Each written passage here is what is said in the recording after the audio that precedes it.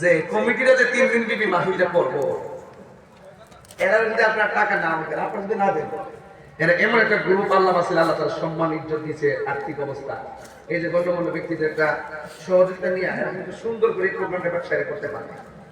এরা বলতে হুজুর 1 টাকা দাও, কিন্তু এই মাহফিলটা তো সবাই শরীর থেকে নেয়। এটা হলো আমার কাছে প্রস্তাব দিছে। এই জন্য মাহফিল কমিটি থেকে বলবো, আমি যদি ওয়াজটা শুরু করি, আমি মাঝখান দিয়ে ওয়াজটা ভাঙ্গা দিতে পারতাম না।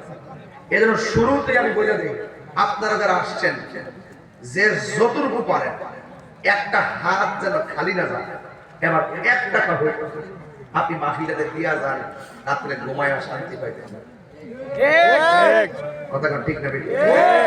একবার 1 টাকা দিলে কে রত্ন হবো, 1 টাকা দিলে তো 1 টাকা পাবো। কেটা কইছে কেউ 22 বছর আগে যে ক্ষেতটা রাখছে, এখন কি এই দামে বেচবো কেউ? আরো আরো আরো দিয়ে নি কেউ মুরাদ হল কি দাও ভাই, আরো কিনে পাচ্ছি এই দামে কি পুরো মুরাদ কিনে দাও, কথা ঠিক দিও। দাম কি এমন আছে না আরো বাড়ছে? তো এইবারে যে বুঝেন নি কেমনে হ্যাঁ, বান্দার হাতে বান্দাদের কারিশমার কত দাম, এদিক সেদিক। আর স্বয়ং আল্লাহ যিনি সব দেওয়ার মালিক, আমার আল্লাহ এই নেকিটারে বাড়াইলে কি আল্লাহর কইমা যাবো গা?